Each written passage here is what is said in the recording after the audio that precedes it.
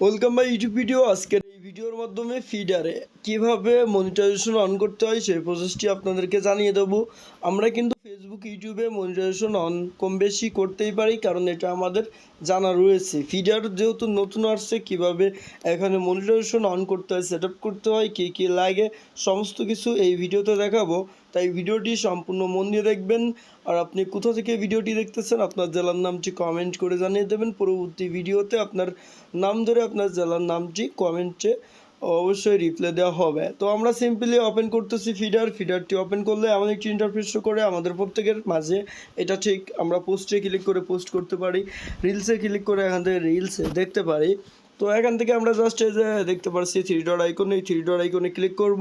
Three dot আইকনে click করার পরে এখান থেকে আমরা দেখতে পারবো প্রফেশনাল ড্যাশবোর্ডে একটি ক্লিক করলে আমরা দেখতে পারবো এখানে মনিটাইজেশন অপশনগুলো রয়েছে। মানে মনিটাইজেশনের জন্য কী কী করতে হবে সেটা আপনি এখান থেকে দেখতে পারবেন। জাস্ট লোডিং নিয়ে আমাদের মাঝে এমন একটি ইন্টারফেস শো করছে। এখান থেকে সিম্পলি আপনার কী করতে হবে, 1000 ফলোয়ার্স থাকবে, এখানে 1000 ফলোয়ার্স হবে আপনার। আর এখান থেকে আপনি পোস্ট করবেন 100টি পোস্ট করতে হবে, মানে 100টি ফটো হোক, ভিডিও হোক, যেটা হোক, আপনি 100টি ফটো আপলোড করলেন ফিডারে। তারপর আপনি জাস্ট এখান থেকে 70টি রিলস আপলোড করলেন। তো 70টি রিলস ভিডিও আপলোড করা কিন্তু খুবই সহজ। এখান থেকে 70টি রিলস আপলোড করার পরে আপনি দেখতে পারছেন আপনার অ্যাকাউন্টের যে বয়সটা এখান থেকে 90 দিন হতে হবে। আপনার ফিডারের অ্যাকাউন্টের বয়স 90 দিন হতে হবে।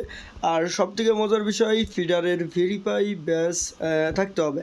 তো অবশ্যই আপনি কি জানতে চান ফিডারে কীভাবে ভেরিফাই ব্যাজটা অন করতে হয়? যদি জানতে চান অবশ্যই কমেন্ট করে জানান। পরবর্তী ভিডিওতে আপনাদেরকে আমি দেখাবো ফিডারে কিভাবে আপনারা ভেরিফাই ব্যাজটা এখান থেকে অ্যাক্টিভ করবেন। ভেরিফাই ব্যাজ অ্যাক্টিভ করবেন একদমই সহজে, সেটা জানতে হলে অবশ্যই কমেন্ট করতে হবে।